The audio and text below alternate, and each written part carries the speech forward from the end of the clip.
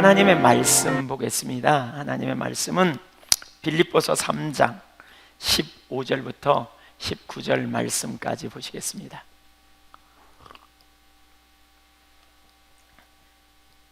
빌립보서 3장 15절부터 19절 말씀까지입니다. 교독하겠습니다. 그러므로 누구든지 우리 온전히 이룬 자들은 이렇게 생각할지니 만일 어떤 일에 너희가 달리 생각하면 하나님이 이것도 너희에게 나타내시리라. 형제들아, 너희는 함께 나를 본받으라. 그리고 너희가 우리를 본받은 것처럼 그와 같이 행하는 자들을 눈여겨보라.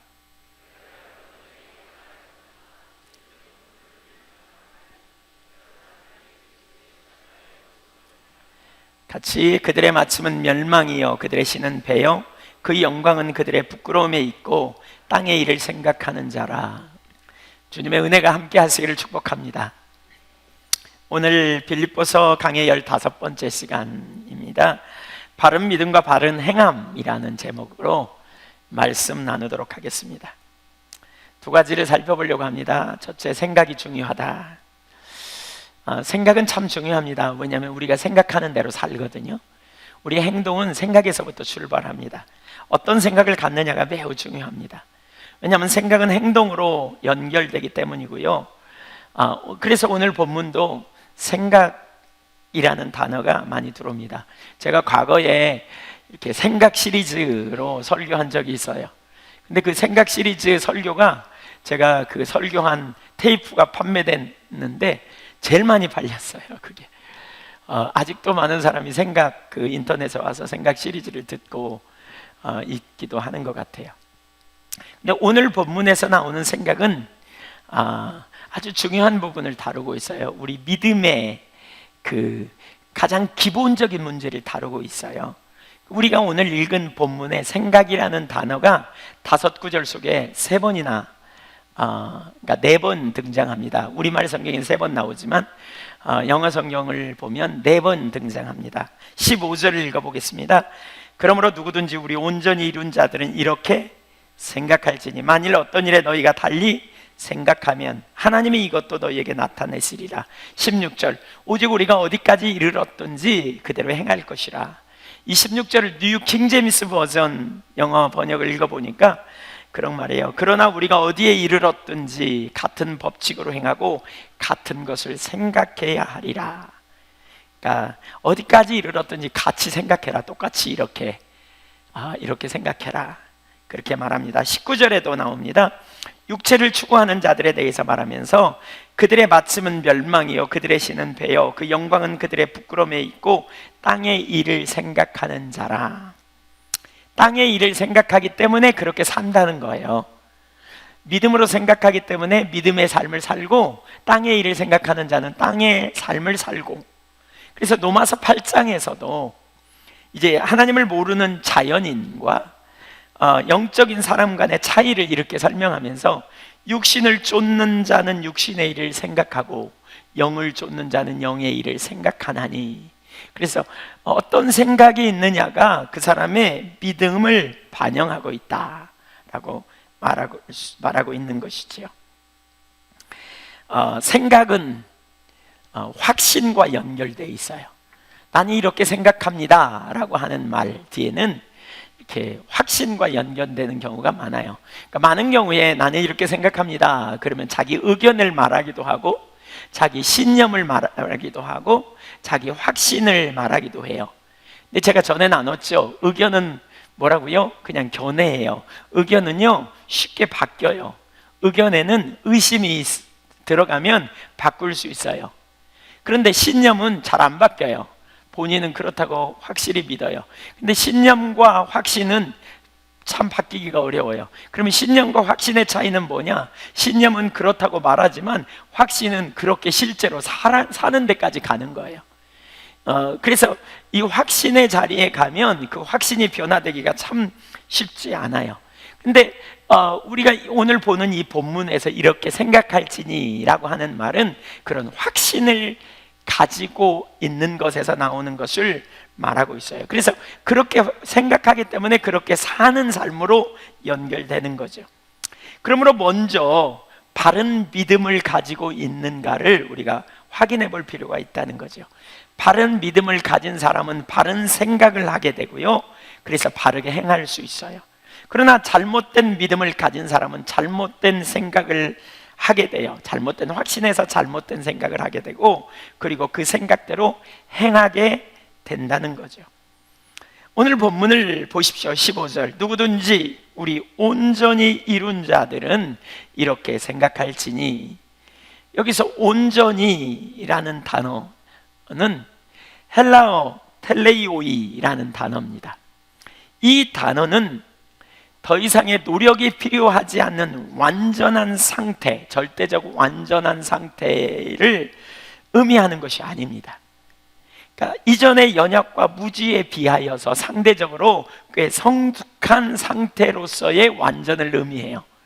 그러니까 바울 사도가 과거에 그 12절에서 보면 내가 얻었다 함도 아니요 온전히 이루었다 함도 아니다, 여기서 말하는 온전과 다른 온전이에요. 그러니까 바울 사도는 12절에서 그리스도인의 완전에 이르기를 사모하고 나아갔다면, 여기 15절에서 우리 온전히 이룬 자들은 이라는 말은 비교적 연약과 무지에 했던 이전의 상태에 비교해서 좀 더 성숙한 자들, 이런 표현이에요. 그런데 더 많은 높은 목표를 향해 노력의 여지가 남아있는 상태, 그래서 그리스도의 장성한 분량까지 나아가기를 계속 사모해야 되는 자들이죠. 그래서 여기 오늘 15절에 우리 온전히 이룬 자들, 바꿔 말하면 상대적으로 성숙된 자들을 너희가 성숙되었다고 생각된다면 이렇게 생각해야 한다, 이렇게 말하는 거예요. 여기서 이렇게 생각해야 된다는 말이 뭘까요? 이렇게 생각해야 된다. 15절을 다시 보면 그러므로 누구든지 우리 온전히 이룬 자들은 이렇게 생각할지니 그랬어요. 그러므로는 앞에 문장과 연결이 됩니다. 그래서 여기서 이렇게 생각하라라는 말은 앞에 구절과 쫙 연결이 돼 있어요. 지난주 설교와 연관이 돼 있어요. 이 앞부분 빌립보서 3장은 참 신앙이 무엇인지를 우리에게 정말 잘 보여주고 있는 구절이라고 할 수 있어요. 참 신앙이 뭔지 우리에게 알려주는. 그래서 곧 사도 자신이 생각하고 행동했던 것처럼 자기가 과거에는 거짓 신앙에 율법의 행위로 의롭게 되려는 자리로 가서 육체를 의지하고 육체를 자랑하고 육체의 자랑거리를 추구했던 삶이었다면, 그 육체의 자랑거리, 그래서 그것을 유익하게 여겼던 그 자리에서 돌아서서 이제 그리스도를 의지하고 그리스도를 자랑하고 그리스도를 추구하는 삶, 그 삶으로 전환된 이러한 삶으로 바뀌라고 말하고 있어요. 그러면서 16절도 보실까요? 뉴 킹제임스 버전으로 제가 읽어보면 그러나 우리가 어디에 이르렀든지 같은 법칙으로 행하고 같은 것을 생각해야 하리라. 곧 너희의 성숙의 정도가 어느 정도이든지, 너희가 어느 만큼 성숙됐다고 생각하든지 바울 자신처럼 생각하고 자신처럼 행동하라는 것입니다. 곧 하나님께 붙들린 자들은 반드시 이렇게 생각해야 한다라는 거예요. 이것이 참된 교리고 바른 믿음이에요. 이 믿음의 토대 위에 있어야 그리스도인들이 올바른 생각으로 올바른 삶, 행동을 하게 된다는 말씀입니다. 그러면서 그렇게 생각하는 자신과 다른 교사들을 본받아라. 계속해서 17절을 읽어볼까요? 시작. 형제들아, 너희는 함께 나를 본받으라. 그리고 너희가 우리를 본받은 것처럼 그와 같이 행하는 자들을 눈여겨보라. 성경을 보면 바울 사도는 매우 겸손한 분이거든요. 근데 여기서 뭐라 그랬냐? 너희는 나를 본받아라, 이렇게 말하고 있고, 또 나와 함께하는 많은 믿음의 선진들을 보라. 여기서 말하는 사람들은 아마 에바브로디도, 또 빌립보서에 쓰여져 있는 디모데 같은 사람들이 그런 사람이 아니었을까. 믿음의 사람들은 다 똑같이 이렇게 생각했다는 거예요, 자신처럼. 그래서 자기가 생각하는 것처럼, 바울 사도가 생각했던 것처럼 이런 생각을 가져야 너희가 온전히 성숙되고 온전히 자랄 수 있다, 이렇게 말씀하는 거예요. 참 신앙으로서 이게 이처럼 강조하는 이유가 뭘까? 사실 우리가 오늘 읽은 본문은 지난주에 제가 읽고 지나갔어요. 그래서 그냥 다음으로 넘어갈까 하다가 오늘 본문을 묵상하는데 바울 사도가 너무너무 절절하게, 너무너무 간절하게 너희는 이렇게 생각해야 된다 그러면서 말하는 거죠. 너희가 어디까지 이르렀든지 반드시 이렇게 생각하라는 거예요. 그러면서 15절 후반절에 보면 이렇게 말하잖아요. 너희가 달리 생각하면, 만약에 이 생각이 아니라 다른 생각을 갖는다면 하나님이 이것도 너희에게 나타내시리라. 여기 나타내리라는 말은 계시하실 것이다, 너희에게 알게 해주실 것이다, 그 말이거든요. 반드시 그렇게 알게 해주실 것이다, 이렇게 말하고 있어요.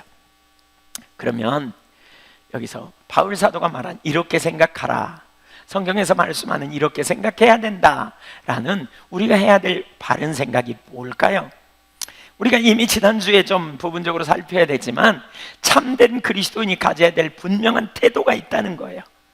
참 신앙은 그리스도를 의지하고 그리고 그리스도를 자랑하고 그리스도를 추구하는 삶을 사는 것입니다. 참 그리스도인은 예수 그리스도 안에 영생의 축복을 발견한 자들입니다. 예수 그리스도는 하나님께서 우리 죄를 사하시고 구원하시기 위해 보내신 하나님의 아들이요, 그 아들을 믿음으로 하나님의 자녀가 되고 하나님이 아빠가 되어주시는 삶을 살게 되는 것입니다. 그래서 예수 그리스도 안에서 우리는 영원한 생명을 얻게 되고 보호하심을 경험케 되고 돌보심을 경험케 된 그러한 일들, 이것은 어떤 우리의 힘으로가 된 게 아닙니다. 전적인 하나님의 은혜요, 선물로 된 것입니다. 그리스도를 믿는 믿음 안에서 이루어진 것입니다.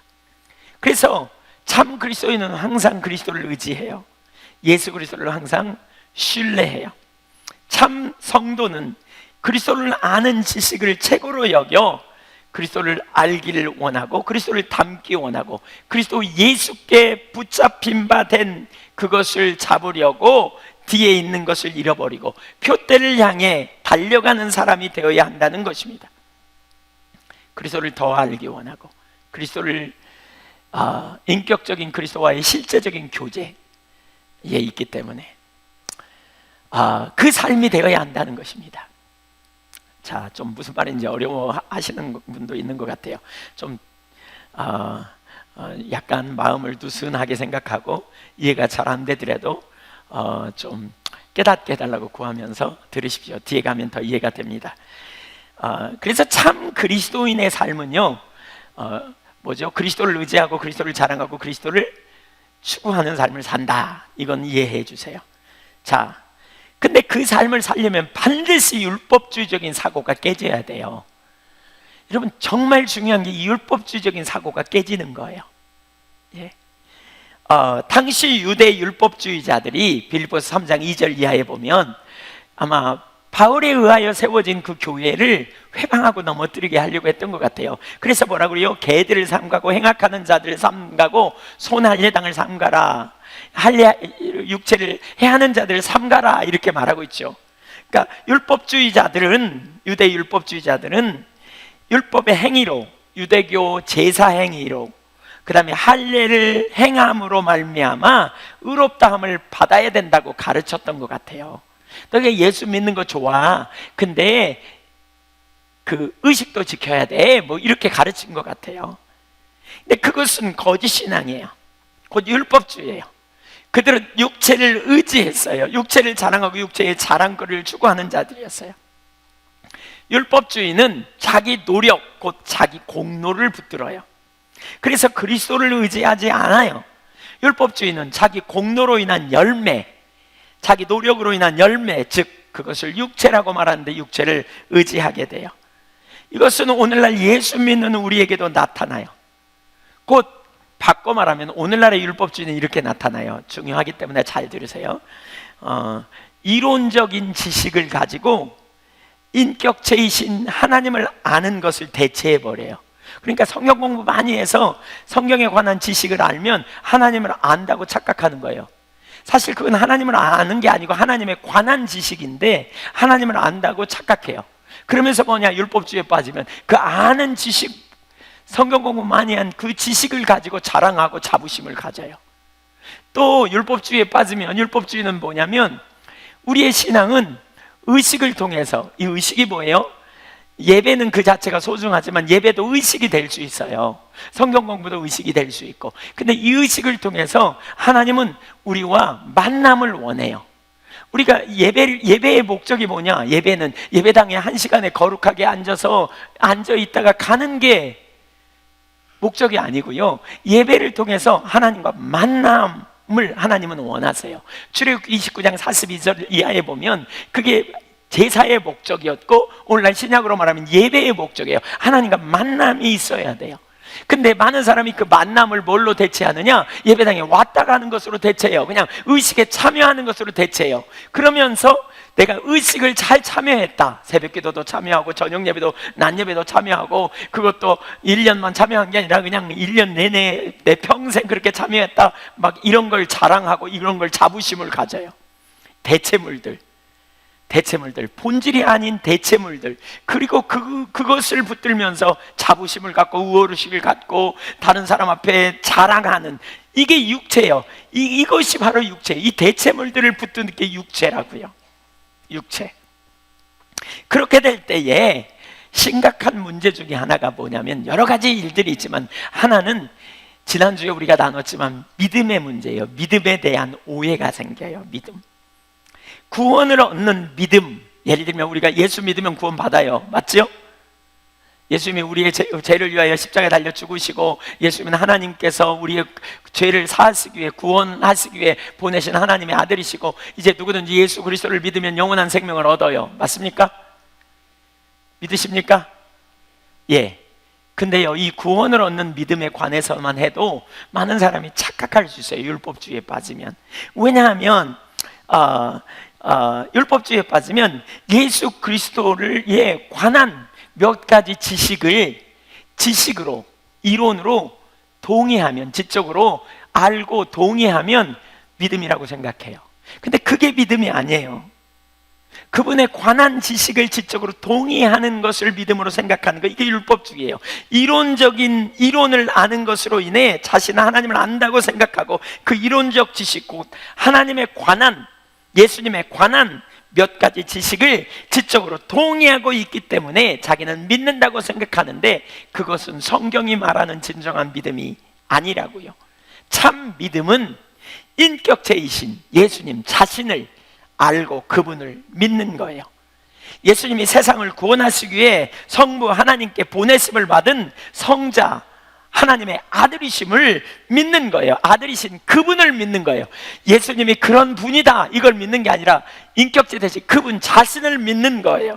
그렇게 되려면 예수님에 관한 성경적 지식이 성령의 조명으로, 성령께서 깨닫게 하심으로, 인격체 대신 그분을 알게 해주심으로 말미암아 그분을 우리가 믿는 믿음이 실제가 되는 거예요. 어디서 성경 공부하면서 예수님이 어떤 분인가에 대해서 들었고, 그 들은 지식에 기초한 게 아니고, 그 몇 가지를 동의하는 게 아니고, 그 성경 공부를 통해서 성령께서 깨닫게 하셔서 그 인격체 대신 실제이신 예수님을 알게 됨으로 말미암아 그 예수님을 믿는 믿음이 우리 가운데 실제적인 믿음이라고요. 그래서 반드시 성령의 조명이 있어야 돼요. 성경에서 말하는 예수님을 성령의 조명으로 알고 그분을 신뢰하는 것이 진정한 믿음이라고요.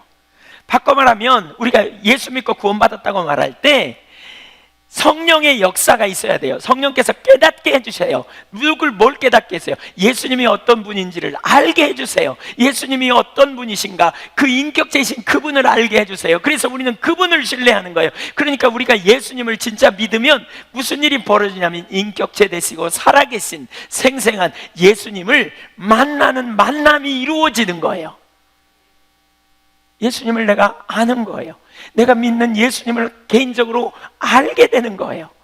성령께서 알게 하시기 때문에. 그리고 내가 아는 그분을 나는 신뢰하는 거예요. 나를 구원하실 그분, 나를 구원하기 위해 하늘 권리를 포기하고 하나님과 동등 때문에 권리를 포기하고 이 땅에 오신 그분을 내가 아는 거예요. 그분을 믿는 거예요. 그분을 신뢰하는 거예요. 그분이 세상 끝날까지 우리와 함께 하시겠다고 하셨고 영원히 우리와 동행하시겠다고 하셨는데, 그분이 나를 지혜로 거룩함으로 의로움으로 인도하시겠다고 하셨는데, 내가 그분을 신뢰하는 그 믿음 안에서 사는 거예요. 그래서 우리가 예수를 믿으면 믿고 끝나는 게 아니고 믿은 이후에 계속 예수님과 만남이 있고 예수님과 교제하고 예수님과 동행하고 예수님에게 우리의 문제를 아뢰고 예수님이 우리의 문제에 해결할 상황에 지혜가 되시고 우리의 피할 길을 내시는 생생한 실제적인 경험이 우리 가운데 주어지게 되는 거예요. 예수님을 믿는 것은 그래서 실제예요. 예를 들어 성경에서 말하는 예수님을 성령의 조명으로 깨달아 그분을 신뢰한다 그랬는데, 예를 들어 예수님은 자신을 이렇게 소개하고 있죠. 특별히 요한복음에 에고에이미라는 헬라어를 쓰는데 영어로 말하면 I am이에요. 나는 스스로 있는 자, 나는 이다, 이런 말이에요. I am. 근데 거기에 보호가 붙어요. 뭐냐? 나는 참포도나무다. 너희는 가지고 난 참포도나무야. 너희가 내게 붙어 있어야 열매를 맺어. 우리가 예수님께 붙어 있으면 예수님으로부터 오는 진액을 받아서 우리가 열매를 맺어요. 예수님이 이렇게 말해요. 나는 선한 목자다. 예수님 선한 목자세요. 양을 위하여 자기 목숨을 버리시는. 그래서 예수님을 우리가 믿으면 그분이 우리를 선한 목자로서 앞서가시면서 우리가 양은 그 목자의 음성을 듣고 따라가요. 그리고 목자의 보호하심을 경험해요. 근데 여러분, 우리가 이걸 진짜로 그 선한 목자이신 예수님을 성령의 조명으로 알았다고 생각해 보세요. 시편 23편 다윗처럼 우리는 실제로 살게 된다고요. 여호와는 나의 목자시 내게 부족함이 없으려다. 그가 나를 푸른 초장으로 쉴만한 물가로 인도하시고 원수의 목전에 상을 베풀어 주시고 사망의 문중한 골짜기를 다닐지라도 해받을 것을 두려워하지 않고. 실제로 내가 예수님을 알고 믿는다면 우린 그 삶을 살게 돼 있어요. 율법주의는요, 이걸 지식으로 알아. 지식으로, 이론으로. 그리고 안다고 생각해. 그러니까 그 주님과 실제적으로 교제가 있는 게 아니야. 지식이야. 그냥 이론이에요. 그러니까 능력이 없는 거예요. 예수님은 나는 양의 문이야. 너희가 나를 통과해야 아버지께 갈 수 있어 라고 말씀하세요.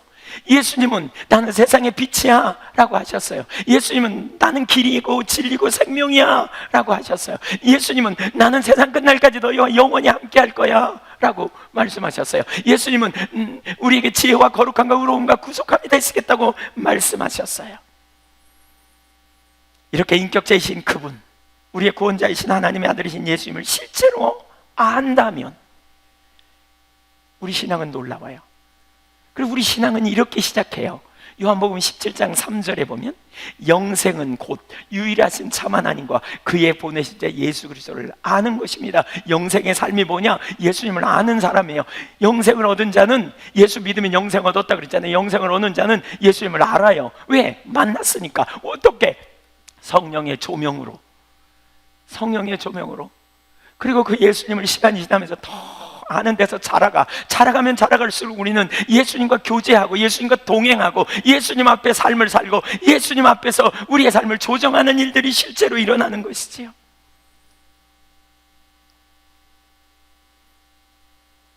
그분의 임재 앞에 있음을 알아요. 그분은 살아있고 능력의 주님이심을. 여러분, 가끔 그런 경험 안 하시나요? 아침에 눈을 뜨면 어제 내가 삐졌고 어떻게 누구 때문에 속상해서 화를 냈는데 아침에 눈을 떴더니 주님의 임재가 탁 제게 있어요. 내가 주님 앞에 있음을 깨달아지. 그러면 주님 앞에서 엎드려서 기도하다가 어제 내가 왜 그렇게 치사하게 살았나, 그까짓 것 같고 아무것도 아닌 것처럼 보여질 때 경험하시죠? 그거 갖고 내가 속상하겠나? 하나님, 아무것도 아니네요. 여러분, 우리가 주님의 임재 안에 있고 주님과의 생생한 교제가 있으면요, 그분 앞에서 자기가 부인돼요. 우리의 욕심 아무것도 아니에요. 그거 우리가 삐진 거 너무너무 그거 우스운 일이에요. 용서 못할 게 한 개도 없어요. 우리 신앙의 능력이 있는 것은 그리스도에 관한 많은 지식이 능력이 아니고 그분과의 생생한 실제적인 교제 안에 있을 때, 내가 그분의 임재 안에 있을 때, 그리스도 앞에 내가 서게 될 때에 그리스도가 우리에게 소망이 되고 능력이 되고 생명이 됐음을 경험하게 될 때, 그때 우리 삶에 강력한 능력이 있는 거예요.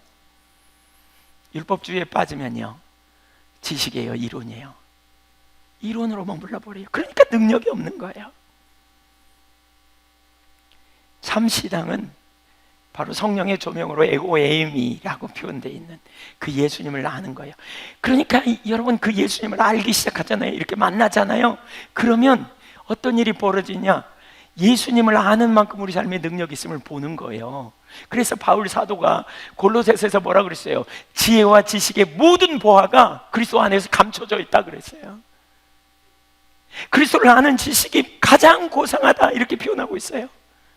다른 거 다 잃어버려도 나는 그리스도를 알면 족하다. 그리스도 안에 있는 능력을 나는 보았다는 거예요. 율법주의 사고에 있으면 바울 사도가 그리스도를 알기 위해 모든 걸 배설물로 여기고 손해로 여긴다, 다 잃어버려도 괜찮다, 이해가 안 돼. 이해가 안 돼요. 왜요? 성경의 기록, 그리스도에 관한 몇 가지, 예수님에 관한 몇 가지 사실을 아는 것으로 전부라고 생각하니까. 그런데 인격체신 그분을 알면 알수록, 그분과 동행하는 삶을 살면 살수록 우리의 삶이 죄를 이기고 세상을 이기고 그분 앞에서 우리가 자기를 부인하고 이 세상 만연의 영원한 나를 바라보는 놀라운 삶을 살게 되거든요. 그리스도와 만남이 있으니까. 그 관계성에 기초한 생생한 친밀한 만남, 예수님을 개인적으로 알고 믿는 거죠. 바로 그 성자 예수 그리스도께서 우리를 위해 구원자로 오셨고, 예수 안에서, 예수 그리스도 안에서 예수님을 믿을 때 예수님이 우리의 삶의 지혜가 되시는, 실제로 때를 따라 돕는 은혜가 되시는 걸 경험하는 거죠. 그래서 한계를 경험할 때마다 예수님께 가는 거예요. 이 교제가 있는 사람, 만남이 있는 사람은 난관을 부딪힐 때 그냥 엎드려서 씨름하지 않고 그 예수님께 나아가는 거예요. 지혜가 되신 주님 앞에 상의하는 거예요. 피할 길 내신 주님 앞에 가는 거예요. 주님, 저를 도와주세요. 주님, 이 상황에 제가 어떻게 해야 될지 알게 해주세요. 그럴 때 주님께서 지혜로 가르쳐 주시고 깨닫게 되시고 인도하시는, 이게 교제입니다. 이게 친밀한 교제입니다. 그래서 우리 인생을 살면서 능력 주시는 주님 안에서 이런 삶을 사는 사람은 이런 고백을 해요. 우리 이제 뒷부분에 나와요. 내게 능력 주신 자 안에서 내가 모든 걸 할 수 있다. 아무것도 할 수 없는 감옥에 갇혀서 바울 사도는 모든 걸 할 수 있대요. 왜냐하면 그리스도 예수 안에서 있기 때문에. 예수님 안에서 하나님의 약속이 얼마든지 이해가 됨을 보는 것이지요. 예수 그리스도 안에 지식과 지혜의 모든 보화가 감추어져 있기에 그분을 아는 지식이 얼마나 소중한지 아는 거예요. 그래서 그분을 아는 지식이 가장 고상하고, 그분을 알기 위해 모든 것을 다 배설물로 여겨도 잃어버려도 괜찮다는 거예요. 왜? 그리스도를 알면 완전히 인생이 달라지니까. 그리스도 안에서 우리는 영원한 생명을 누릴 뿐만 아니라 그리스도 안에서 하늘의 유업이 우리의 것이 되니까, 그리스도 안에서 우리는 살아도 죽어도 살겠고 영원히 죽지 않을 것을 알기 때문에 그래요. 참 믿음은 그래서 인격적 교제가 되기 때문에 날마다 그분 앞에 서요. 참 믿음은 그분을 알기 때문에, 성령의 조명으로 만났기 때문에, 그래서 그분을 더 알기 원하고 그분을 기쁘시게 하기 원함으로 그분을 닮기 원하는 자리로 가요. 그리고 영화로운 부활을 소망해요. 그뿐 아니라 이제 안다고 생각하는, 됐다고 생각하는 자리에서 돌아서서 계속해서 주님을 더 알기를 원하고 더 알기를 사모하여 나가는 거예요. 우리 지난주에 보았잖아요. 내가 그리스도 예수께 붙잡힌 바 되었다. 12절에 난 잡았다함도 아니다, 이루었다함도 아니다. 내가 그리스도 예수께 붙잡힌 바 된 그것을 잡으려고 쫓아가노라, 달려가노라. 예수님이 나를 붙잡았어요. 붙잡은 목적이 있어요. 그 목적은 나를 구원하고 나를 빚어가셔서 하나님이 기뻐하시는 삶을 살게 하려고 하는 거예요. 나는 그 하나님의 목적이 내 삶에서 하나도 어그러지지 않도록 나는 계속해서 주님을 알기를 구하고 주님과 동행하는 삶을 추구하고 있어요. 이게 바울의 고백이에요. 이게 바울의 고백이에요. 바울보다 더 많이 주님을 아는 사람이 있으면 나와보라 그러세요. 바울보다 더 놀라운 은혜를 체험한 사람이 있으면 나와보라 그러세요. 근데 그는 참 신앙이 뭐냐? 그렇게 달려가는 신앙이라는 거예요. 율법주의에 빠지면요, 그리스도에 관한 몇 가지 사실을 알고 자기 행실을 바라보면서 자기가 나름대로 과거에 받은 은혜, 또는 자기가 받은 은혜로 말미암아 나타난 열매, 이거 보면서 만족에 빠지고 자만심에 빠지고 우리가 뒤집어져 버린 거죠. 안일함에 빠지는 거죠. 열망도 사모함도 없어요. 배우려는 자세도 없게 되는 거죠. 육체를 의지하는 자들, 곧 율법주의자들은 이론을 지식으로 붙들기 때문에 자신은 안다고 생각하고 됐다고 생각해요. 그러나 누구보다 주님을 잘 알았던 바울은 그것이 아니라고 말하는 거죠. 여러분, 율법주의에 빠지면요, 이렇게 되게 그 율법주의의 특징들이 많아요. 근데 여기 간단히 좀 한두 가지만 오늘 살펴보면, 자칫하면 양쪽 극단에 빠지기가 참 쉬워요. 한 부분에서의 극단. 예를 들면 어떤 사람은요, 복음이 가리워요. 오늘날 복음이 가리운 사람도 진짜 많아요. 적지 않아요. 많은 사람들이 복음이 가려져 있어요. 선명하게 이해가 안 돼요. 그래서 육체를 의지하는 자로 돌아가는 사람 정말 많아요. 제가 거기까지 오늘 설명하려면 시간이 없어서, 몇 주 전에 우리가 봤잖아요. 육체를 의지하는 삶, 자기 기준에 기초해서 잘하면 의로시 못하면 죄책감에 빠지는, 그렇죠? 그 육체를 의지하는 그런 사람들이 되게 많아요. 근데 그렇게 되면 어떻게 되느냐? 그렇게 되면 행위를 통해 의롭게 되려는, 육체를 붙드는 자로 자꾸 돌아가는 신앙생활을 해요. 뭔가 자기 행위를 통해서 나가려고는. 그러니까 자기 기준에 기초해서 자기 기준보다 나아야 의롭다고 생각하고, 열심히 자기 기준보다 나은 기도도 열심히 자기 노력으로, 뭔가 의식도 열심히, 뭔가 행위도 열심히 하면서, 그런 사람은 대부분이 이렇게 열심히 일합니다. 열심히 뭔가 합니다. 귀한 일이라고 생각되지만 그 이면에 행위를 통해서 주님 앞에 이뻐 보이려고 하는, 행위를 잘해야 주님 앞에 뭔가 은혜를 받을 수 있다고 하는 이런 의식은 율법주의의 전형적인 특징 중에 하나입니다. 그런 사람은 일하다가 지쳐요. 섬기다가 지쳐요. 한편으로는 일할 때 우리가 주님의 일을 하고 헌신하고 봉사하고 섬기는 일을 하면 성취감도 있고, 또 그렇게 섬기면 다른 사람이 인정해 주기 때문에 그런 거, 인정받는 것을 좋아하면서 그 일을 할 수도 있어요. 그러나 궁극적으로 율법주의에 빠져서 어떤 헌신하고 봉사하면 반드시 지치게 돼 있어요. 제가 목회도 그렇더라고요. 제가 하나님께 잘 보이려고, 제가 목회하면서 충성대 하면 이 다음에 하늘나라에서 뭔가 상급 받을 것 때문에 제가 일한다면, 저는 상급도 사실 저의 목적이 아닙니다. 제가 헌신하는 것도. 만약에 그렇게 한다면 상급 안 받고 말어, 이런 생각이 들어요. 만약에 제가 이렇게 열심히 해가지고 구원받기 때문에 한다면 제가 목회하는데 너무너무 고통스럽고 힘들 거예요. 어떤 때는 치사하다 생각이 되게 많이 들 때도 있어요. 그렇게 안 할 거예요. 하면서 탈진해버려야 할 거예요.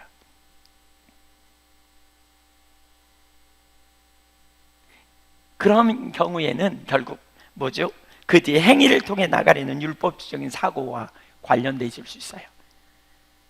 근데 그런 삶은 안 돼요. 이건 율법주의에서 돌이켜줘야 돼요. 우리가 행위로 주님 앞에 기쁘시게 하기 위해서 뭔가 주님을 내 노력으로 기쁘시게 할 수 없을 뿐만 아니라 내 노력으로 나가려고 할 때 반드시 우리는 탈진하고 지치게 돼 있어요. 이 부분은 과거에 나눴기 때문에 깊이 다루지 않지만 반대급부도 있어요. 예를 들면 어떤 사람들은요, 이 사람이 더 무서워요. 이 율법주의의 또 다른 극단인데요, 어떤 사람들은 복음에 대해 자기는 깨달았다고 말해요. 깨달았다고 말해요. 그래서 자유케 되었대요. 자기는 잘된 일이죠. 복음을 깨달아서, 복음은 우리를 자유케 해요. 자유케 해요. 주님 안에서 안식을 경험해요. 근데 그 다음을 봐야 돼요. 그게 성령의 조명인지 누가 잘 설명한 것을 듣고 지식으로 이해하고 거기에 동의하고 있는지를 잘 봐야 돼요. 저는 우리의 믿음이, 믿는다고 말하는 게 교리를 지적으로 동의하는 수준의 믿음에 있을 수 있다는 걸 알아요. 그래서 어떤 사람 믿음이 있는 것 같지만 사실은 성령의 조명이 아니라 교리를 지식으로 동의한 수준의 믿음. 그래서 누군가가 복음을 잘 설명하면 그걸 머리로 잘 이해하고 받아들여서 자기는 복음 안에서 자유케 되었다, 이렇게 말하는 사람들을 봐요. 근데 검증이 필요해요. 아까도 나눴지만 복음은 인격체신 그리스도예요. 곧 복음을 깨달았다면, 이 부분은 고린도전서 1장에 보면 선명히 볼 수 있어요. 바울 사도가 나는 십자가의 복음을 전한다 그랬다가 나는 그리스도를 전한다 이렇게 말해요. 그러니까 십자가의 도, 그 다음에 나중에는 그리스도를 전한다. 그러니까 복음이 곧 그리스도예요. 그리스도, 그분 자신을, 그래서 바울 사도도 알기를 원했고 그분 자신을 전했다고요. 복음은 그리스도에 관한 몇 가지가 아니에요. 인격체 대신 그분 자신이 복음이에요. 그래서 우리가 복음을 깨달았다면 인격체 대신 주님을 만난 것과 연관이 있어요. 그래서 그리스도와의 만남 때문에 우리 안에 뭐가 있느냐? 감격과 기쁨이 있어요. 그러면서 거기서부터 교제가 시작돼요. 참 신앙에는 교제가 있어요. 고린도전서 1장 9절 보실래요? 성령의 조명으로 내가 죄인이고 성령의 조명으로 그리스도가 나를 위한 유일한 구원자이신 그분을 알게 되면서 우리 삶에 교제가 시작돼. 예수를 믿을 때 같이 읽어보죠. 시작. 너희를 불러 그의 아들 예수 그리스도 우리 주와 더불어 교제하게 하시는 하나님은 미쁘시다. 하나님은 신실하시다. 그래서 어떻게 우리를 불러서 하나님의 아들 예수 그리스도와 교제하게 하신다. 이 교제는 뭐예요?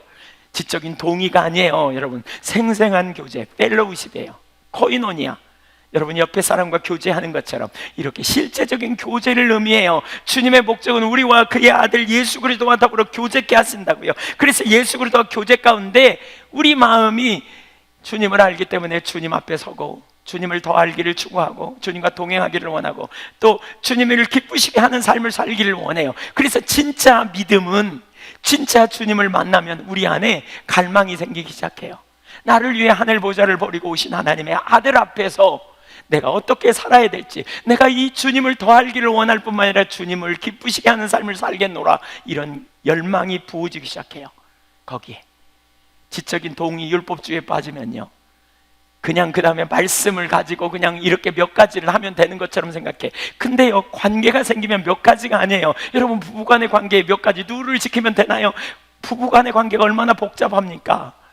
누를 지켜서 될 일도 있지만 안 지켜서 안 돼요. 그 이상이에요. 마음까지 헤아리고 감정까지 헤아린다고요. 하나님과의 관계가 되면, 주님과의 실제적인 교제가 되면 더 생생한 관계로 나가게 돼요. 그래서 우리 안에 기본적으로 뭐가 생겨요? 내가 주님을 기쁘시게 하리, 주님이 안 기뻐하는 자리에서 내가 피하리라, 이런 열망이 우리 가운데 부어지기 시작하고요. 그래서 주님이 기뻐하시는 삶을 선택하게 돼요. 또 주님이 기뻐하시는 일을 우리가 선택하는데 그분을 인식하면, 그분이 아시면 족하다, 하나님이 아시면 족하지, 사람들이 나를 억울하게 해도, 사람들이 날 몰라줘도 괜찮아, 막 이렇게 나와요. 막 이렇게 관계가 되면. 그러면서 관계가 실제가 되면 무슨 일이 벌어집니까? 여러분, 교제가 실제가 되면 하나님을 기쁘시게 하는 삶을 추구하고요, 하나님의 영광을 위한 삶을 추구해요. 예수님은 우리를 하나님께로 인도해요. 하나님 영광을 위해 살게 하세요. 그래서 우리가 예수님을 믿는 믿음 안에서 우리는 하나님을 기쁘시게 하기 원하는 열정이 생기기 시작하고, 그래서 죄를 미워하고, 그러다 보니까 뭐가 생겨요? 하나님의 마음이 우리 가운데 부어져요. 하나님이 가난한 자를 보면서 안타까워하는 마음이 어느 날 깨달아져요. 그래서 어느 날 예배드리는 가운데 가난한 자를 돌보라고 나에게 말씀하시는 것 같아. 어느 날 한 영혼이 구원받는 게 너무너무 기뻐하는 일이고 그 영혼을 돌보는 것이 하나님의 마음인 걸 깨달아져요. 어느 날 내가 주님 앞에 나갔더니 소외되고 가난한 자들을 향한, 영적으로 눌려있는 자들을 회복시키려는 하나님의 마음과 열정이 막 깨달아져요.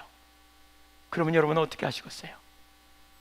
실제로 인격적 교제가 되면 그게 보인다고요. 여러분, 부부간에도 서로 친밀한 교제가 되면 이 사람이 무슨 관심이 있는지 보이는 것처럼 말이죠. 이 사람이 어떤 생각을 가진 것처럼 보이는 것처럼 말이죠. 사랑의 관계가 되고 생생한 관계가 되면 그런 일이 우리 안에 일어나기 시작해요. 그런 일이, 그런 열망이 막 일어나기 시작해요. 막 떠오르기 시작해요. 그러면서 무슨 일이 벌어져요? 그 일에 우리의 삶을 드려요. 헌신하게 돼요. 거기서 헌신이 일어나요. 아버지의 일이 이루어지기를 원해서, 아버지의 뜻이 성취되어야 되겠기 때문에. 여러분, 생각해 보십시오. 내가 사랑하는 나의 아버지가 어떤 일이 이루어지기를 애쓰고 계시다고 생각해 보세요. 여러분의 아버지가 애쓰고 계세요. 근데 여러분이 여러분의 아버지를 사랑해요. 여러분은 여러분의 가족의 일이 잘 되기를 원해. 근데 가족을 위해 아버지가 어떤 일을 이루기를 원하시는 것 같아. 그러면 여러분은 여러분의 아버지의 일이니까 여러분과 상관없다고 뒷짐지고 가만히 있겠어요? 인격적 교제가 있으면 절대로 가만히 있지 않아요. 인격적 교제가 있기 시작하면, 아버지의 일이 깨달아지면 아버지의 일이 이루어지기 위해서 아무리 조그마한 아이라도 달라들어서 힘도 하나도 없는 아가 무거운 짐을 드는 아버지를 도우려고 옆에서 달라들 거예요. 우리가 하나님과 인격적 교제가 되면 그때부터 우리에게 삶에 무슨 일이 벌어지냐, 아버지의 일을 자신의 일로 여기면서 동참하게 되는 일이 일어나요. 사실 하나님은 사람을 통해 일하잖아요. 저와 여러분이 예수 믿게 됐는데 아무도 도움이 없이 여러분이 예수 믿는 사람 보셨어요? 한 명도 없어요. 어떤 때는 이 등록카드에다가 어떻게 교회에 오게 됐습니까? 스스로 이렇게 써요. 스스로 오는 분도 있어요. 어떻게 하나님의 은혜를 부으셔서, 근데 스스로 왔다 할지라도 설교자를 통해 혹은 누군가를 통해 복음을 듣고 그 복음이 깨달아지면서 예수를 영접하게 된 거예요. 사람이 없이 어떻게 예수를 믿겠어요? 그렇잖아요. 전하지 않고 어떻게 복음이 증거되겠어요? 로마서 10장 11절 보세요. 성경에 이르되 누구든지 그를 믿는 자는 부끄러움을 당하지 아니하리라 하니 유대인이나 헬라인이나 차별이 없음이라 한 분이신 주께서 모든 사람의 주가 되사 그를 부르는 모든 사람에게 부요하시도다. 이 구절 잘 보세요. 예수 믿으면 대박 난다는 거예요. 그러면서 누구든지 주의 이름을 부른 자는 구원을 받으리라. 14절 보세요. 읽어볼까요? 시작. 그런즉 그들이 믿지 아니하는 이를 어찌 부르리요? 듣지도 못한 이를 어찌 믿으리요?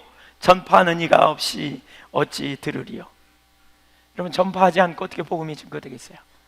누가 전파해요? 누가? 하나님의 마음을 가진 자들이, 영원 구원을 향한 하나님의 마음을 가진 자들이 일어나는 거예요. 아버지의 열정을 가진 자들이 일어나는 거예요. 성경이 말하는 진정한 사역은 이렇게 시작돼야 돼요.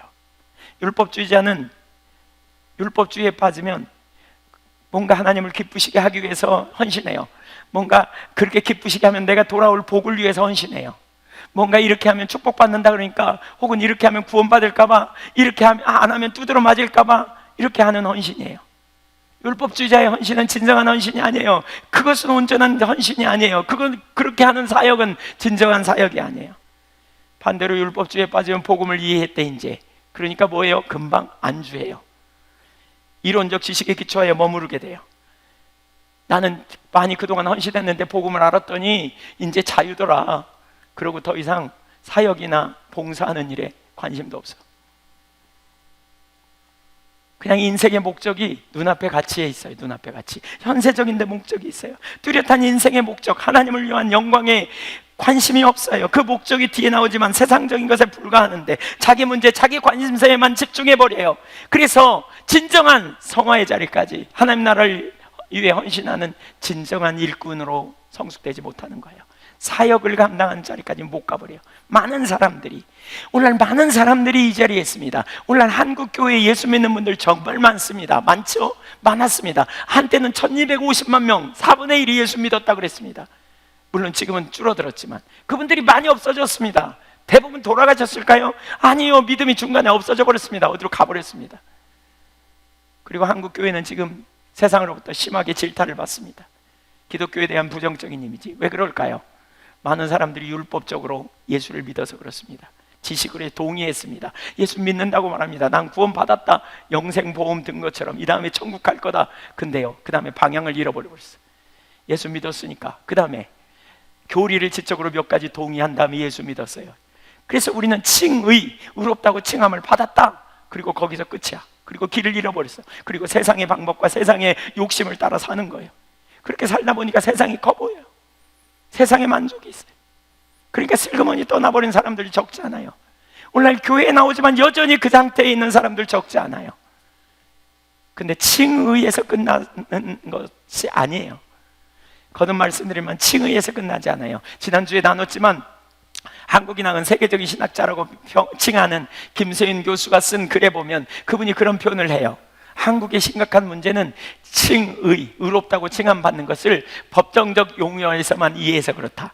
재판장에서 죄가 없다고 땅땅땅 선언받음으로 끝난 거기에만 있기 때문에 문제다. 그러면서 그분은 뭐라 그러냐, 칭의는 관계적인 의로 이해해야 된다. 성경은 명백히 관계적인 의를 다루고 있다. 우리가 하나님의 자녀가 됐고 우리가 화목제물이 되라고 말하고 있다. 하나님과의 친밀한 관계를 다루고 있다고 말씀하고 있어요. 바울 사도가 정확히 그걸 말하고 있어요. 바울 사도는 로마서, 오늘 필립보서 3장 9절에서 믿음으로 의롭게 되면서 말하고 있어요. 그리고 10절에서 뭐냐, 나는 그리스도를 알기 원하고 그리스도를 닮기 원한다. 10절에서 칭의의 성화의 삶을 말하고 있어요. 그리고 나아가 그리스도와 함께 영광의 부활에 참여하는 11절에 성화를, 영화로운 삶. 여러분, 구원은 세 가지인 거 아시죠? 칭의, 성화, 영화. 구원 받았다, 뭐 구원 받아간다, 구원 받을 것이다 이렇게 표현하기도 하는데, 어쨌든 칭의, 성화, 영화. 근데 이것은 이미 끝난 게 아니에요. 우리 칭의로 이미 끝난 게 아니라는 거예요. 우리는 칭의로 예수 그리스도를 성령의 조명으로 만났다면 그때부터 우리는 예수님과 교제가 시작되고, 교제 가운데서 우리는 주님을 아는 만큼 우리 삶의 능력이 있기 때문에 주님을 더 알기 원하고 주님을 닮아가면서 이 땅에서 주님과 동행하며 사는 삶을 사는 거예요. 이렇게 살아가면서 주님을 알면 알수록 우리는 영원한 세계를 보는 거예요. 우리의 눈은 영원한 세계까지 눈이 열려요. 영원한 나라에 우리의 눈이 열려요. 우리는 이 땅에서만 전부가 아니라는 거예요. 영원한 나라를 우리는 소유하고 영원한 나라 안에서 우리는 살게 됨을 보는 거예요. 그래서 이 땅에서의 작은 문제의 지엽적인 것에 눌리지 않아요. 사람들이 뭐라 그러든지 상관없이 그리스도 안에, 예수 안에서 우리의 정체성을 발견하기 때문에. 많은 사람이 칭의로만 끝나요. 구원 받았다는 거예요. 영생보험 들은 것처럼 생각해요. 보험은 언제 치료가 발생해요? 죽으면 발생해요. 그러니까 영생보험 들었으니까 이 땅에서 적당히 사는 거예요. 나름대로 성경 구절 갖고 살라고 하지만 인격적 관계가 되지 않기 때문에 진짜 하나님이 기뻐하시는 삶이 뭔지도 몰라요. 교제가 안 되기 때문에. 진짜 하나님의 의도가 뭔지 알지도 못해요. 알지도 못해요. 자기가 기도할 때 응답 좀 받고 자기에게 성령의 은사가 좀 나타나고 그럼 뭔가 된 것처럼 여기고. 근데 생생한 교제라니까요. 아침에 눈을 뜨면 내가 주님 앞에 있음을 인식하고 그분 앞에서 그 주님을 찾는 가운데 주님의 기준으로 나를 보게 되고 어제 내 삶을 보게 되고 오늘 또 내가 주님의 영광을 위해 살기를 원하고, 그래서 자기를 부인해요. 째째하게 안 살아요. 여러분, 이 눈이 열리면 뒤에 나오지만 하나님의 관점으로 보게 돼요. 환경, 눈앞에 있는 환경, 이 보이는 실제가 실제가 아니에요. 영적인 실제가 있어요. 12명의 정탐꾼을 가나안 땅에 정탐 보냈더니 10명은 보이는 실제가 실제래. 글쎄. 그리고 사람들에게 말해요. 사람들이 다 거기 넘어가 버렸어요. 근데 2명 여호수아와 갈렙은 보이는 실제가 아니라 영적인 실제가 있다는 거예요. 하나님이 우리와 함께 하시니까 저들은 우리의 밥이라고 그는 그렇게 고백하고 나가지 않습니까? 하나님과 교제가 있으면 이런 일이 일어나요. 세상을 보되 하나님의 관점으로 봐요. 환경을 보되, 관계를 보되 하나님의 관점으로 바라봐요. 그래서 날로 새로워지고 소망이 있는, 능력 있는 삶을 살게 돼요. 죄를 이기고요, 유혹을 이길 능력이 주님 안에 있어요. 주님과의 실제적인 교제 가운데서. 그래서 예수님을 믿는 가운데, 친밀한 교제 가운데 있을 때 이런 사람은 아버지의 일을 자신의 일로 여기는 일이 일어나요. 아버지의 마음을 깨달아요. 제가 왜 목사가 됐냐면요, 주님과의 친밀한 교제 가운데 있을 때 주님께서 죽어가는 영혼들을 구원하는, 눌린 자를 자유케 하는 아버지의 마음을 저에게 알게 하셨어요. 제가 어떻게 그 일을 할까, 어떻게 그 일을 해야 될지, 그 삶을 살아야 되겠구나 생각했어요. 근데 어느 날 하나님께서 디모데후서를 공부하는 중에 전도자의 직무에 대해서 말하면서 저의 삶 전부를 받기를 원하신다는 생각이 들었어요. 그래서 제가 가지고 있는 삶의 어떠한 그 배운 지식, 삶의 경험, 제가 가고 싶은 생각, 하나님이 저에게 준 축복이고 제가 누려온 축복이지만 그 권리를 포기했어요. 그리고 제 삶의 뜻대로가 아니라 하나님 뜻대로 제 삶을 조정하는 일이 일어났어요. 하나님을 사랑하는 사람, 그 사람은 하나님의 마음을 봐요. 여러분, 교회의 사역은 이렇게 시작돼요. 사역은 이렇게 시작해요. 아버지의 일을 자신의 일로 보는 사람. 그래서 어떻게 해요? 그 일을 위해 어떻게든지 그 일이 성취돼야 되겠기에, 그 일이 성취되는데 많은 대가가 요구되기에 어떻게든지 그 일에 자신의 삶을 들여서 권리를 포기하고 아버지의 일에 동참하는 거예요. 그래서 여러분, 사역을 감당하는 일을 종이라 그러잖아요. 근데 종이 먼저가 아니에요. 절대로 종이 먼저가 아니에요. 아들이 먼저예요. 딸이 먼저예요. 친밀한 사랑의 교제 안에 있는 자가 종이 되는 거예요. 하나님을 사랑함으로, 하나님의 사랑을 알므로, 하나님이 기뻐하시는 영광, 하나님 주님을 알면 놀라운 일이 일어날 텐데 어떻게 저 영혼들을 구원할까? 하나님이 그 영혼을 구원하기 원하시는데 그 일에 자신의 삶을 들여 헌신하는 거예요. 그래서 자기 권리를 포기해요. 자기를 비워 종의 형체를 갖는 거예요. 그런 자들을 통해 하나님 나라가 넓혀져요. 그런 자들을 통해 하나님의 뜻이 이루어져요. 그러한 자기를 비워 죽기까지 복종하는 삶, 이제껏 이렇게 헌신한 사람을 통해 하나님의 나라가 넓혀졌어요. 우리 한교회에 같이 추구하는 비전 중에 하나는 전교인 사역자입니다. 전교인 사역자, 모두가 사역자가 되기를 원해요. 근데 이 전교인 사역자요, 율법주의로 사역하는 거 원치 않아요. 바로 이러한 사역자들이 일어나야 돼요.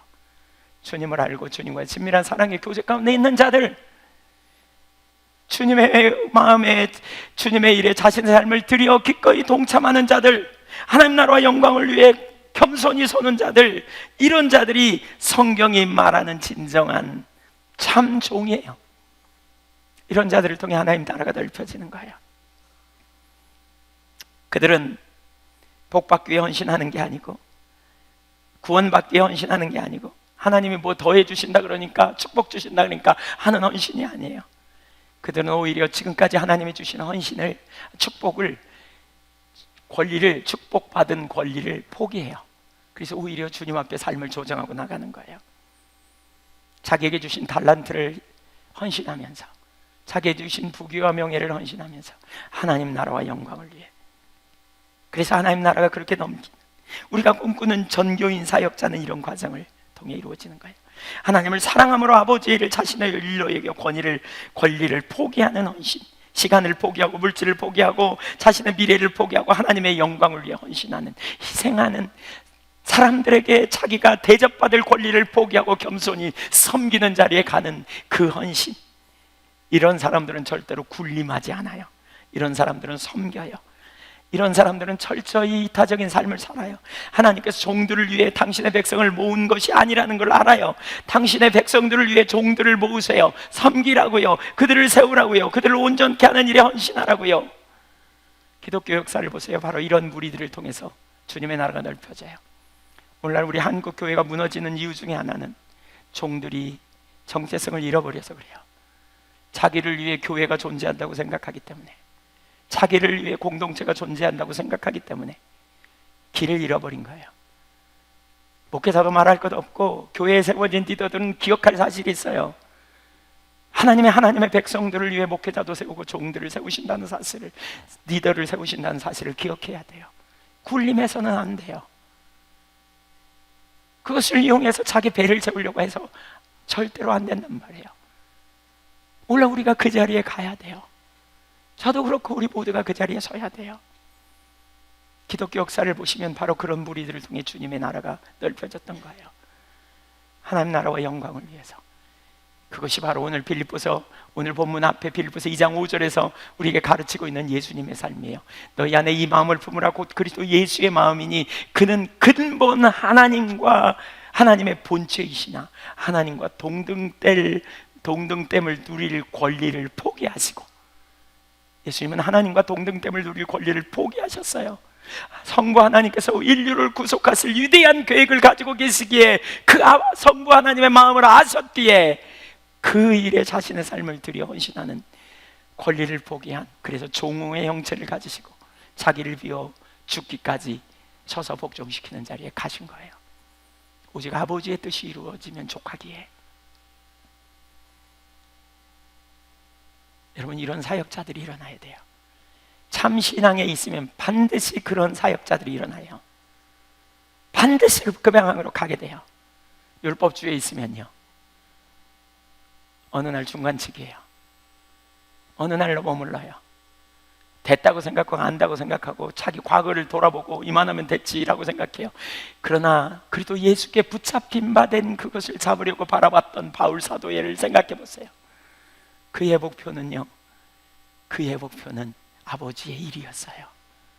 아버지가 자기를 이 땅에 두신 그 일이 성취되기까지 그는 온 힘을 향해 달려가는 거지요. 제가 성경을 가만히 보면서 이게 선명히 보이더라고요. 직분과 관련된 성경을 찾아봤더니요, 전부 다 사역과 관련돼 있어요. 사역과 관련되지 않은 직분은 의미가 없어요. 그러니까 사역 안 하면요, 직분 다 내려야 돼요. 이게 성경적이에요. 사역과 관련돼서 직분이 세워져요. 그러니까 우리 모두는 세인트, 성도예요. 성 어거스틴, 성 바울, 성 이길수. 예, 웃으시네요. 예, 성도가 좋아요, 집사가 좋아요? 성도가 좋아요, 권세가 좋아요? 집사라는 말은 종이라는 말입니다, 여러분. 근데 우리는 집사라고 안 부르면 시험 들어. 직분이 계급이 됐어요. 사실 아무런 의미가 없는 거예요. 사역과 관련돼 있어요. 제가 성경을 보면서 명백히 그러더라고요. 이 한교회는 그래서 몇 년 전에 우리 직분을 다 내리고 역할을 감당하는 사람들을 중심으로 직분을 세우자 그랬어요. 근데 이 부분이 명백히 보이지 않으니까 몇 년 섬기다가 혹은 한두 해 섬기다가 딱 직분 얻고 그 다음에는 유언에도 빠지고 일도 안 해. 근데 매번 새롭게 그 자리로 가야 된다고 생각해요. 매번 새롭게 가야 돼요.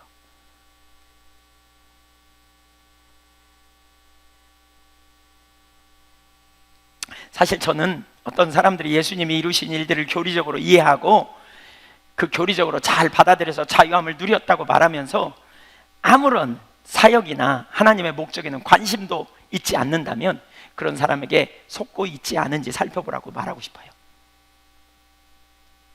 물론 복음을 이해하고 난 후 얼마 동안 자유함을 만끽할 수 있어요. 쉴 수도 있고요. 그러나 예수님은 이렇게 말씀하세요. 아버지가 일하시니 나도 일한다. 아버지가 왜 일하실까요? 아직 하나님의 일이 끝나지 않았어요. 잔치가 끝나지 않았다고요. 여전히 죄와 사단과 사망의 종로로 타는 백성들이 너무 많아요. 그래서 주님은 그들을 구원하기 위해 일하세요. 하나님의 이름이 온 땅에서 영광 받기를 원하세요. 복음이 땅 끝까지 전파되어야 그제야 끝이 오리라고 마태복음 24장 24절에 말씀하셨어요. 여러분, 예수님이 일하실까요? 하나님이 일하실까요? 오늘도? 예, 일하실 거예요. 여러분, 일하실 거라고 믿으세요? 우리가 사랑하는 아버지가, 우리가 사랑하는 주님이 일하신다면, 정말 사랑하는 주님께서 일하신다면, 오늘 또 주님께서 이 땅을 구속하시기를 원하신다면, 군사로 부름받은 우리는, 디모데후서에 군사로 부름받은 자라 그러잖아요. 우리는 어떻게 해야 하는가? 할까? 아직 주님을 못 만났다면 이해합니다. 그러나 주님을 안다고, 나는 구원받았다고, 나는 주님의 은혜 아래 있다고 말하는 사람들, 그럼에도 불구하고 하나님의 일에는 관심도 없고 하나님의 목적은 뒷전이고 하나님의 행하심에는 어떠한 일말에 생각도 없는 분들, 아직 몰라서 가만히 있는 분들 제가 이해해요. 근데 우리 한교회 지체 중에 어떤 분들은 나는 자유하대요. 그러면서 아무 일도 안 해요. 그래서 난 일하고 싫다는 거예요. 율법주의입니다. 정확히 율법주의입니다. 주님과의 실제적인 생생한 교제 가운데 있지 않은 사람들입니다. 혹시 복음을 이해했고 자유케 되었다고 말하는 그것이 이론이 아닌지 살펴봐야 돼요. 주님에 관한 몇 가지 이론, 믿음으로 말미암은 구원의 삶은 말하지만 성화는 알지 못하는 그들을 위해 주시는 말씀이 있어요. 누구든지 온전히 이룬 자들은 이렇게 생각할지니 너희가 다르게 생각하면 이것도 나타내시리라. 오늘 본문에서 사도는 분명하게 말합니다. 이렇게 생각해라. 올바른 믿음은 대단히 중요합니다.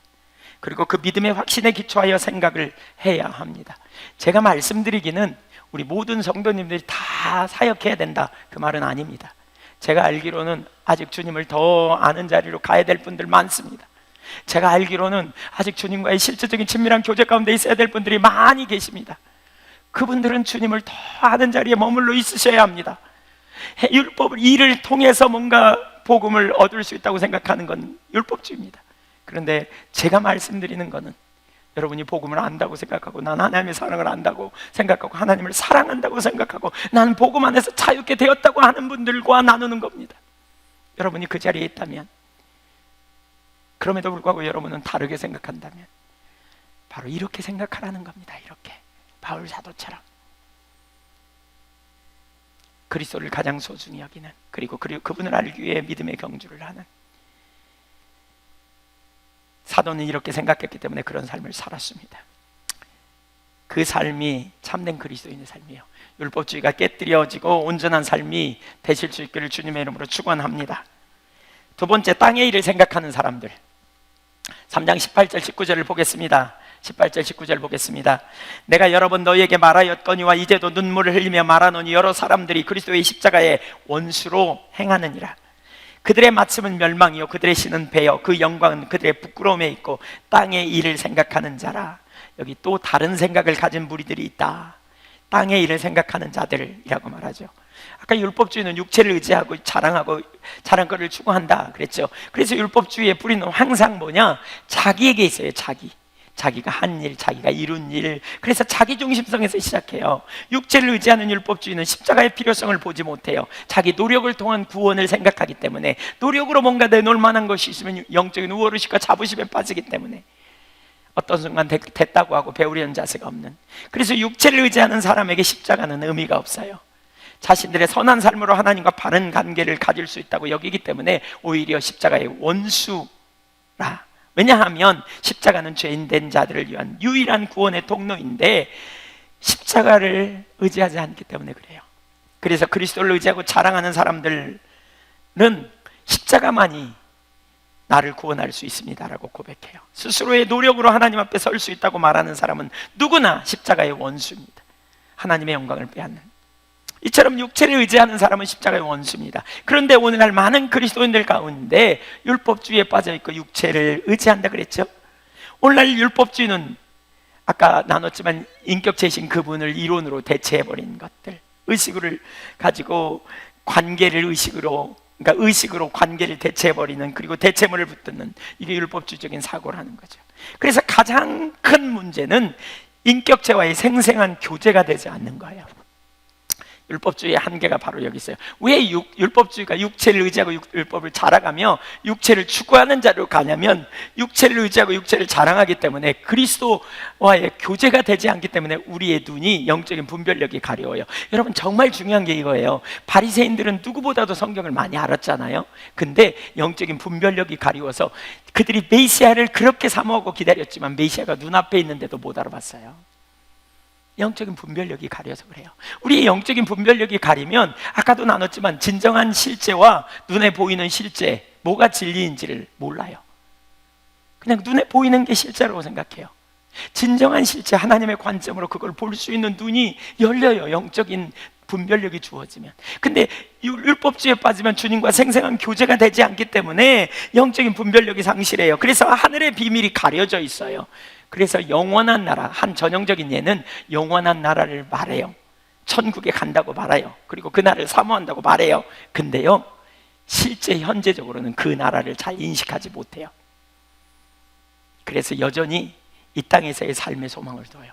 할 수 있으면 이 땅에서 하루라도 더 잘 먹고 잘 사는 데만 관심이 있어요. 언제나 현세, 이 땅. 여러분 자신을 살펴보세요. 그래서 이 땅에서 부자 되고 잘 먹고 잘 사는 비결이 뭔가, 거기에 관심을 두고 거기 만족하고, 그리고 이 땅에서 어떻게 잘 살아볼까, 이들을 두고 뭐라 그러냐, 땅의 일을 생각하는 자들이라고 말해요. 여러분, 그들이 예수 안 믿는 사람이 아니에요. 이게 빌립보 교회에 주신 메시지예요. 그래서 바울 사도는 내가 너희에게 여러 번 말하거니와 눈물을 흘리며 이제도 말하노니, 그렇게 말하고 있어요. 울면서 말한다는 거예요. 거기서 돌이키라고. 그만큼 절박하게 빌립보 교회 성도들이 돌이키기를 원했던 거예요. 그들의 진정한 관심사는 이 세상의 삶에서 행복을 누리는 데 있어요. 그들의 마음과 관심과 생각은 땅에 묶여 있어요.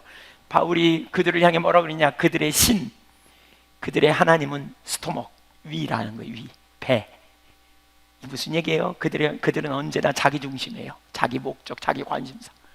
그리고 그들의 영광은 부끄러움에 있대. 그들은 부끄러움의 일을 추구한다. 여기 부끄러움, 이건 뭐냐? 은밀한, 우리 삶에서, 우리 신체에서 가장 은밀한 곳, 어떤 생식기 같은 이런 가장 은밀한 것, 그게 부끄러움의 일이라는 거예요. 그걸 추구한다는 거예요. 쾌락. 부끄러움을 이길 능력이 없어. 그 쾌락을 이길 능력이 없는 거예요. 그들의 삶은 곧 부끄러움의 일들을 추구하는 삶. 이것이 율법주의에 빠져있는 자들의 삶이에요. 교회에 나오지만, 신앙생활을 한다고 말하지만 하나님과 생생한 교제가 되어 있지 않기 때문에, 그분과의 만남이 없기 때문에, 하나님에 관한 성경 연구하고 그걸 가지고 나름대로 살려고 하지만 실제적인 생생한 교제가 안 돼 있기 때문에 그 삶이 안 되는 거예요. 제가 과거에 정말 많이 노력했어요. 말씀대로 살아보려고. 안 되더라고요. 근데 주님과의 개인적인 친밀한 교제가 되니까 아침에 눈을 뜨면서, 저는 그런 경험을 참 많이 해요. 여러분도 그럴 거예요. 아침에 일어나자마자 기도하잖아요. 하나님의 임재 안에 있음을 알아요. 제가 주님 앞에 있음을 인식해요. 살아계신 주님 앞에 제가 주님 앞에 있음을 제가 인식해요. 다윗이 그러잖아요. 시편 16편인가요? 여호와를 내 우편에 모심이요. 여호와 앞에 서 있음을 인식해요. 주님 앞에 있음을. 그렇게 될 때 어제의 저의 삶을 반성해보면, 어제 내가 별것도 아닌 것 같고 삐지고, 별것도 아닌 것 같고 이기적이고, 별것도 아닌 것 같고 내가 속상해했던 것 같아. 내가 오늘 만난 일 아무것도 아닌데 그거 갖고 염려하고, 그거 갖고 두려워하고, 그거 갖고 혼돈했던 건 너무너무 우스워 보여요. 그러면 하나님 앞에 고백하는 거죠. 하나님, 잘못했어요. 하나님, 제가 용서 못할 일이 어디 있겠어요. 하나님, 섭섭한 마음이요, 주님이 아시면 족하지 뭐 그거 갖고 섭섭해요. 유혹을 이기는 비결이요, 죄를 이기는 비결이요, 우리가 그분의 임재 앞에 있어야 돼요. 거기 놀라운 승리가 있어요. 실제가 있단 말이에요. 율법주의에 빠지면요, 그게 안 돼요. 이론은 있지만 실제가 없어요. 그래서 능력이 없어요. 경건의 모양은 추구하지만 경건의 능력은 없어요. 사실 이런 사람들에게 팔복은 의미가 없어요. 여러분, 우리 그리스도인의 특징을 잘 소개하고 있는 게 팔복이잖아요. 마태복음 5장 1절, 심령이 가난한 자는 복이 있나니, 애통한 자는 복이 있나니, 온유한 자는 복이 있나니, 의에 줄이고 목마른 자는 복이 있나니. 이게 기독교인의 특징이에요. 왜 심령이 가난해요? 참 사람은 하나님과 항상 친밀한 교제를 생각하고 하나님을 기쁘시게 하는 삶을 살기 원하는데, 하나님의 임재를 사모하는데 어느 날 하나님의 임재가 거쳤어. 그러면 하나님 앞에 애통해요. 뭐가 문제인지. 심령의 가난함이에요. 그러는 가운데 뭐예요? 하나님께서 천국을 경험하게 해요. 하나님의 다스리심을 경험하게 하고 유로를 경험해주는 역사를 경험해요. 의에 줄이고 목마름이 있어요. 주님의 은혜가 거쳤어요. 그래서 뭐가 문제냐고 찾았더니 어느 날 주님께서 함께 하시면서 우리에게 채워주심의 풍성한 복을 경험하게 돼요. 이게 그리스도인의 삶이에요. 그러나 거짓 신앙에 빠지는 자는요, 땅의 일을 생각하기 때문에 심령의 가난함이 아니라 돈이 없어 가난하고, 애통하는 이유는 돈이 없어, 자녀가 공부 못해서, 시험 못 봐서, 하나님의 임재가 없어서 애통하는 거 뭔지도 몰라요. 영적인 애통함이 뭔지도 몰라요. 의에 줄이고 목마른 게 아니라 돈에 줄이고 목마르고, 명예에 줄이고 목마르고, 세상에 줄이고 목마르고, 쾌락에 줄이고 목마르고, 그 추구하는 가치가 거기 있어요. 거기. 율법주의에 빠지면 그 자리에 가게 돼 있어요. 그런 열망이 우리 안에 생생하게 살아있어요. 멀리 보지 마세요. 혹시 여러분 안에 그렇지 않은지 보세요. 심령의 가난함이 뭔지도 안 보이는. 하나님의 백성을 징계하시는 것 중에 하나가요, 말씀의 기갈을 보낸다 그랬어요. 아모스 8장 11절, 주 여호와의 말씀이니라. 보라, 날이 이르지라. 내가 기근을 땅에 보내리니 양식이 없어 주림이 아니며 물이 없어 가람이 아니요 여호와의 말씀을 듣지 못한 기갈이라. 이스라엘 징계하실 때 말씀이 기갈을 보내신다는 거예요. 말씀이 없어진다는 말이 아니에요. 이건 그 당시 아모스 시대에 말씀이 없었던 게 아니에요. 그들은 율법을 너무너무 잘 외웠던 사람들이에요. 근데 뭐냐? 말씀의 기갈이라는 것은 성령께서 말씀을 조명하셔서 깨닫게 하셔서 인도하시고 말씀을 통해서 그 삶을 이끌어 가시는, 이게 없어진다는 거예요. 왜 그러잖아요. 주님과 만남이 있으면 찬양을 할 때, 기도를 할 때, 또 성경을 설교를 들 때 막 깨달음이 오잖아요. 우리 마음에 너 이게 문제야, 이 삶으로서 돌이켜, 너 미워하는 자리에서 있으면 안 돼, 혹은 하나님은 사랑이시야, 하나님은 능력이야, 이런 걸 막 깨닫게 하시잖아요. 그때 우리가 낙심되어 있을 때 능력의 주님을 바라면서 소망을 갖게 되고 말이죠. 그렇죠? 우리가 이기적이고 자기중심적일 때 하나님께서 용서하는 것이 얼마나 기뻐하는 것, 사랑을 베푸는 게 얼마나 기뻐하는지 깨닫게 하면 우리는 그 삶에서 돌이키잖아요.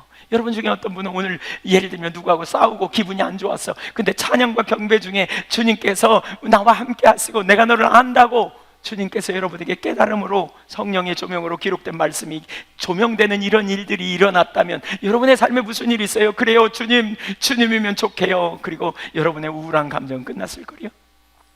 이게 성도의 삶이에요. 이게 생생한 교제예요. 이게 친밀한 교제의 삶이라고요. 이게 성도의 삶이에요. 그래서 이걸 뭐라 그러냐? 말씀 충만이라고요. 말씀 충만. 성령 충만한 삶은 말씀 충만한 삶이에요.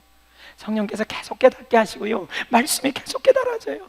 그럴 때 우리의 삶에 생기가 있어요. 진리가 뭔지 알아요. 영적인 실제가 뭔지 알아요. 그래서 우겨쌈을 당해도 쌓이지 않아. 답답한 일 당해도 낙심 안 해. 왜? 영적인 진리를 아니까. 담대해요. 그것이 믿음의 교제 안에서 일어나는 일이에요.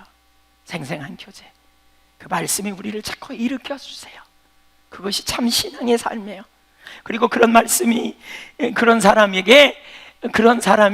어느 날 하나님이, 그가 하나님을 마음으로 떠나니까 말씀의 기가를 보내요. 더 이상 깨달음이 없어요. 더 이상 하나님께서 성령의 조명이 없어. 말씀하시지 않아. 이런 사람이 말씀의 기갈이 뭔지 알아요. 근데 율법주의에 빠지면요, 말씀의 기갈이 뭔지도 몰라. 뭐가 좀 혼돈이 오면 옛날 받은 은혜의 말씀 뒤적거리고 적어놓은 거 다시 한번 교리 읽고 확인하고, 그래 하나님 날 사랑하시지, 그래 나 잘하고 있어, 그러고 만족하고 있어요. 교리, 옛날 자기가 아는 교리 다시 한번 확인하고, 그래 난 문제 없어, 이러고 살아요. 가정에 별 문제 없고 자녀들 별 문제 없으면 그냥 그러고 살아요. 그게 신앙인 줄 알아요. 율법주의예요, 여러분. 율법주의. 이게 율법주의에 빠진 거예요. 인격체를 지식으로 대체해버리는, 이게 율법주의 신앙이에요. 사실 저는 이 아모스 8장 11절, 어떤 사람이 말씀의 기갈을 제대로만 알아도 그 사람은 진짜 말씀의 기갈이 있으면 뭐가 문제냐고 찾고 애통해하고, 그러기 때문에 하나님과 만나면서 깨닫고 돌이키면서 새롭게 되거든요. 근데 말씀의 기갈이 아니라 돈에 없어서 기갈이고, 정말 그 사람들에게 인정 못 받아서 기갈이고, 행복하지 않아서 기갈이고, 여러분 뭐에 기갈을 가집니까? 여러분의 인생에 무엇이 여러분의 인생의 기갈로 다가옵니까? 진정한 기갈이 무엇입니까?